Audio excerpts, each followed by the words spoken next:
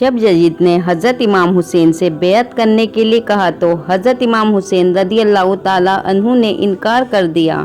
یزید نے یہ حکم بھجوایا کہ نواسۂ رسول اگر میری بیعت نہ کرے تو اسے قتل کر دیا جائے۔ فوج یزید جو چاروں طرف سے اللہ کے رسول کے خاندان کو گھیرے ہوئے تھی، انہوں نے یہ طے کیا کہ 9 محرم کے دن نواسۂ رسول اور ان کے ساتھیوں کو قتل کر دیں گے۔ مولا حسین نے حضرت عباس رضی اللہ تعالیٰ عنہ سے کہا، عباس جاؤ یزید کی فوج کے پاس، ان سے کہو کہ نبی کا نواسہ کہتا ہے ہمیں ایک رات اللہ کی عبادت کرنے کے لیے دی جائے۔ حضرت عباس رضی اللہ تعالیٰ عنہ جیسے ہی امام حسین رضی اللہ تعالیٰ عنہ کا فرمان فوج یزید کو سناتے ہیں، وہ ہنسنے لگتے ہیں اور یہ فیصلہ کیا گیا کہ اب جنگ 9 محرم کو نہیں بلکہ 10 محرم کو ہوگی، ہمیں اللہ کے دین پر قربان ہونا ہے۔ بس رات ڈھلنے لگی اور 10 محرم کا سورج طلوع ہونے لگا تو امام حسین رضی اللہ تعالیٰ عنہ امام علی اکبر سے کہا، جاؤ بیٹے اذان دو۔ اذان ہونے کے فوراً بعد رسول اللہ صلی اللہ تعالیٰ علیہ وسلم کے جانثاروں نے فجر کی نماز پڑھی۔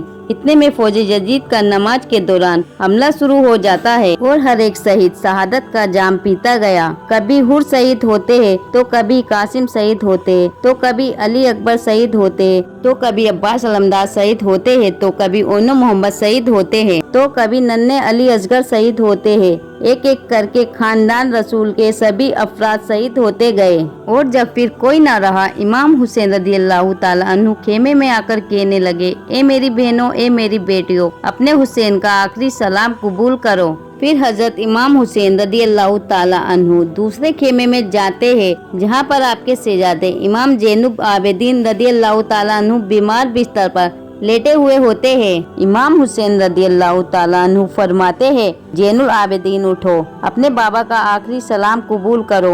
امام زین العابدین اٹھتے ہیں اور دیکھتے ہیں کہ امام حسین رضی اللہ تعالیٰ عنہ خون سے رنگے ہوئے ہیں۔ پھر آپ امام زین العابدین رضی اللہ تعالیٰ عنہ سے کہتے ہیں کہ ان ظالموں یزیدیوں نے سارے خاندان اہل بیت کو شہید کر دیا ہے۔ اپنے نانا کے دین کو بچانے کے لیے میرے لگتے جگروں نے شہادت کا جام پی لیا ہے۔ بس اتنا سنتے ہی امام زین العابدین رضی اللہ تعالیٰ عنہ سہارے سے اٹھتے ہیں اور کہتے ہیں، بابا مجھے اجازت دے، میں میدان جنگ میں جاؤں گا۔ امام حسین رضی اللہ تعالیٰ عنہ فرماتے ہیں، زین العابدین تم خاندان اہل بیت کے جشن چراغ ہو، تمہیں یزید کے دربار میں خطبہ سنانا ہے۔ امام زین العابدین یہ سن کر جارو قطار رونے لگے اور اس کے بعد امام حسین رضی اللہ تعالیٰ عنہ الوداع کہتے ہیں اور میدان کربلا میں جاتے ہیں۔ امام حسین جیسے ہی میدان کربلا میں آتے ہیں تو سب سے پہلے آپ نے کہا، لوگوں میں تمہارے رسول کا نواسہ ہوں، میں وہ ہوں جس کو تمہارے رسول اپنے کاندھے پر سوار کرتے تھے،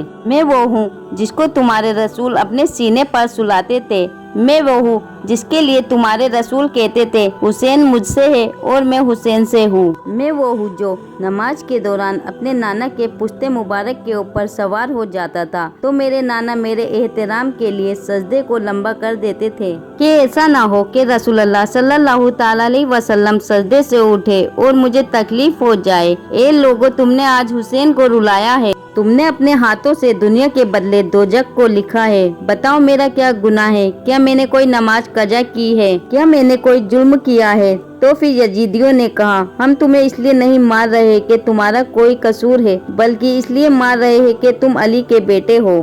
حسین رضی اللہ تعالیٰ عنہ فرماتے ہیں، اے لوگو، وہ علی جو اسلام کا محافظ تھا، آج اس علی کا یہ صلہ دے رہے ہو کہ اس کی اولاد کو آج اس بیابان میں شہید کر رہے ہو۔ بس اتنے میں سمر کہتا ہے، حسین کی بات نہ سنو، بس حملہ کر دو۔ تاریخ نے لکھ دیا تھا کہ اس زمین پر آج سے پہلے ایسی جنگ کبھی نہ ہوئی تھی اور نہ کبھی ہوگی۔ ایک طرف ہزاروں کی فوج تھی اور دوسری طرف تنہا 3 دن کے بھوکے پیاسے حسین ابن علی یزیدیوں سے مقابلہ کر رہے تھے۔ لاشیں ہواؤں میں اڑ رہی تھی، ہزاروں یزیدی ایک ایک کر کے امام حسین کی تلوار سے جہنم رسید ہو رہے تھے۔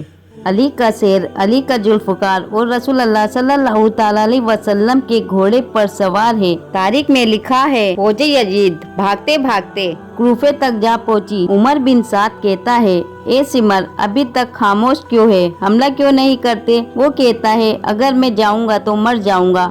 ارے حسین کے بچوں سے نہ لڑ سکے تو حسین سے کیا لڑو گے؟ اس کے رگوں میں علی کا خون دوڑتا ہے، اس کی رگوں میں نبی کا خون دوڑتا ہے۔ जाओ खेमों को आग लगा दो। सिमर खेमों को आग लगाता है और उमर बिन साद कहता है, पुरमला हुसैन पर तीर चलाओ। और हजारों की फौज ने इमाम हुसैन रदियल्लाहु ताला अन्हु के ऊपर तीर चलाना शुरू कर दिया और खेमों में आग लगा दी। इमाम हुसैन कभी फौज की तरफ जाते और कभी खेमों की तरफ जाते हैं। इतने में उमर बिन साद कहता है, जिसके पास जो चीज है वो फेंक कर मारे। किसी ने नेजा मारा, किसी ने तलवार फेंक कर मारी। कोई तीर मार रहा था तो कोई पत्थर मार रहा था। जिसके पास मारने के लिए कुछ ना था वो करबला की गर्म मिट्टी उठाकर हुसैन की तरफ फेंक रहा था। और इतने में आवाज आती है, हुसैन तू कामयाब हो गया। इमाम हुसैन रदियल्लाहु ताला अन्हु जैसे ये सदा सुनी अपने सर को झुकाया, अल्लाह का शुक्र अदा करने लगे।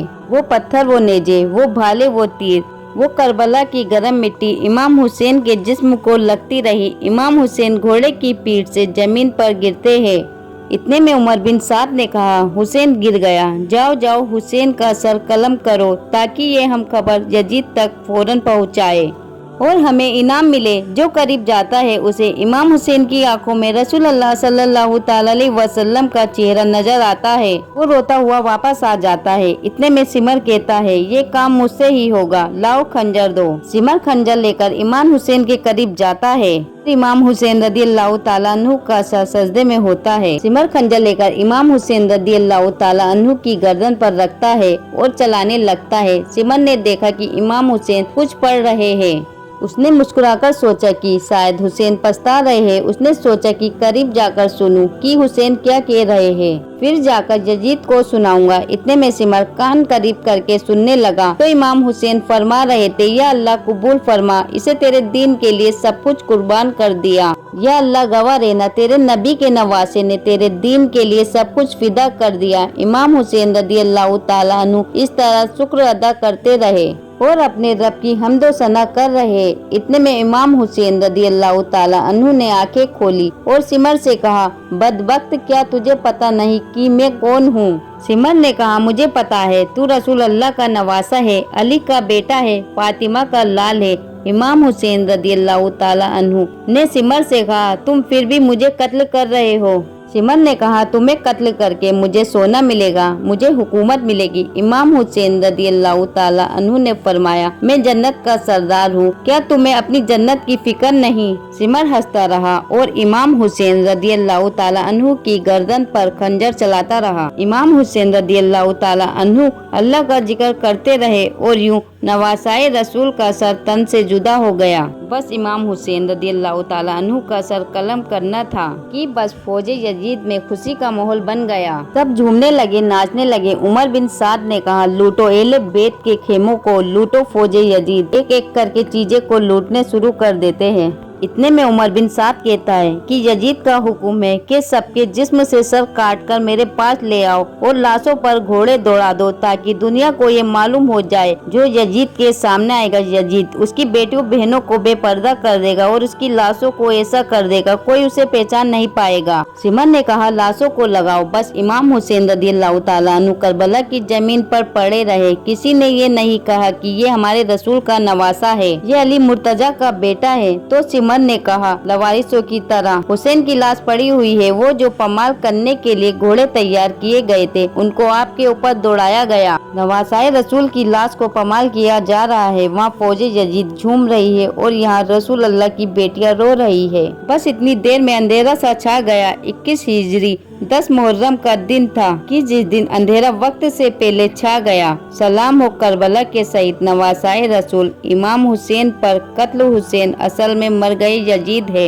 इस्लाम जिंदा होता है हर करबला के बाद। आज की इस वीडियो के बारे में आपका क्या कहना है? वीडियो के नीचे कमेंट बॉक्स में जरूर बताइएगा। और आज की वीडियो आपको पसंद आई हो तो इस वीडियो को एक लाइक कर दे। अपने रिश्तेदारों में इस वीडियो को जरूर शेयर कीजिएगा। मिलेंगे इंशाअल्लाह ताला अगली वीडियो में। अल्लाह हाफिज।